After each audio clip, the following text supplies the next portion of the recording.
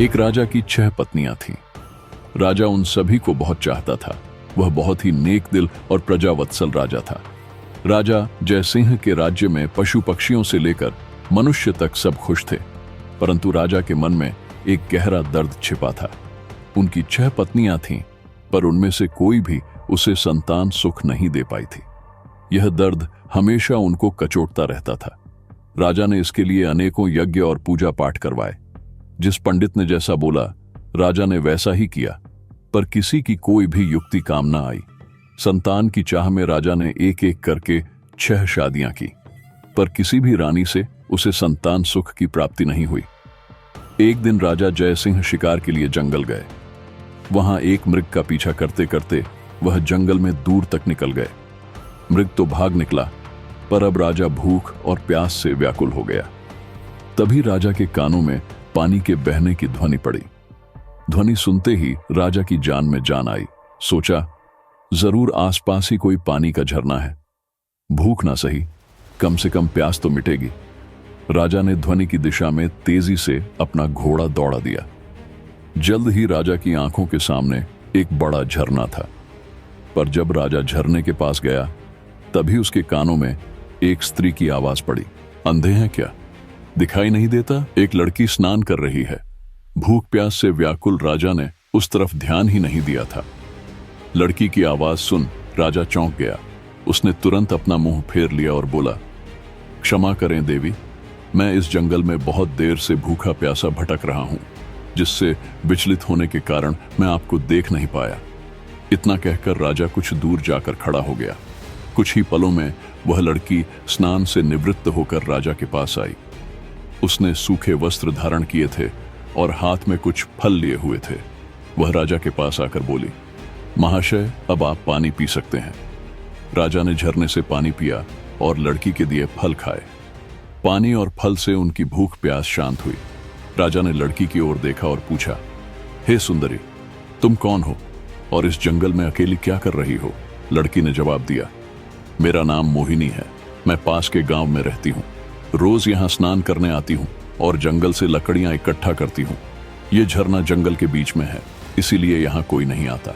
राजा जयसिंह मोहिनी की सादगी और सुंदरता पर मोहित होकर बोला, मोहिनी, तुम्हारी मदद के लिए शुक्रिया।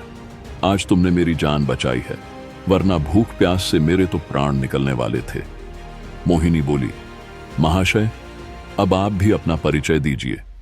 राजा ने गंभीर होकर कहा, आज नहीं सुंदरी, फिर कभी मैं जरूर तुम्हें अपना परिचय दूंगा। इतना कहकर राजा ने अपने घोड़े पर सवार होकर वापस अपने राज्य की ओर प्रस्थान किया। परंतु राजा के मन में अब भी रह रहकर मोहिनी के विचार आ रहे थे। उसकी सुंदरता, उसकी सादगी, उसकी मधुर आवाज, सब कुछ राजा के मन में गहराई तक उतर गया था। महल में लौटने के बाद भी राजा के मन में वही सब चल रहा था। राजा को समझ नहीं आ रहा था कि 6 रानियों के होते हुए भी वह उस अनजान युवती के प्रति इतना आकर्षित क्यों है। कुछ सोचकर राजा अपने भरोसेमंद वजीर गौरीनाथ के पास जाता है और उसे सारी व्यथा कह सुनाता है। राजा की सारी बात सुन वजीर बोला, महाराज, यदि ऐसा है तो आप उस लड़की से विवाह कर लीजिए। हो सकता है उसी से हमें अपने राज्य का वारिस मिल जाए। राजा को अपने वजीर की बात उचित लगी। अगले दिन वह अपने वजीर को भी साथ लेकर जंगल में उसी स्थान पर जाता है जहां उसकी मुलाकात मोहिनी से हुई थी। राजा झरने के पास गया और उसे आवाज दी, पर कोई नहीं आया। जब बहुत बार आवाज देने के बाद भी मोहिनी नहीं दिखाई दी, तो राजा का वजीर उसके पास आया और बोला, राजन, हो सकता है वह आज आई ही ना हो। आपने बताया था वह पास के ही गांव में रहती है, हमें वहीं चलकर देखना चाहिए। राजा और उसका वजीर दोनों अपने घोड़ों पर सवार होकर पास के गांव में जाते हैं। मोहिनी का नाम पूछते पूछते दोनों उसके घर पहुंच जाते हैं।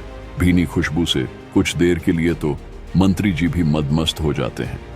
तंद्रा टूटते ही उन्हें राजा का आदेश याद आता है, तो वे उस चंपा के पौधे के पास जाकर जैसे ही उसके फूल को तोड़ने के लिए अपना हाथ आगे बढ़ाते हैं, तभी चंपा के पौधे से मानव आवाज आती है, जिसे सुनकर मंत्री ठिठक कर रुक जाता है।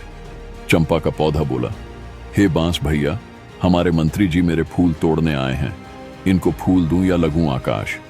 तभी बांस के पौधों में से एक साथ आवाज आई, ना बहन चंपा, लग जा आकाश। यह तो वही मंत्री है जिनके ऊपर हमारी मां की जिम्मेदारी थी, पर यह उसमें पूरी तरह विफल रहे, इसलिए यह आपके फूलों के कतई हकदार नहीं है। बहुत स्पष्ट और साफ आवाज में पौधों की वार्तालाप सुन मंत्री एकदम सन्न रह जाता है। उसके आश्चर्य का कोई ठिकाना नहीं था। हक्के बक्के खड़े मंत्री के देखते देखते चंपा का पौधा आकाश में जा लगा। यह देखकर सुन्न खड़े मंत्री के पूरे शरीर में सिरहन दौड़ गई। गांव वाले भी खड़े खड़े यह पूरा तमाशा देख रहे थे।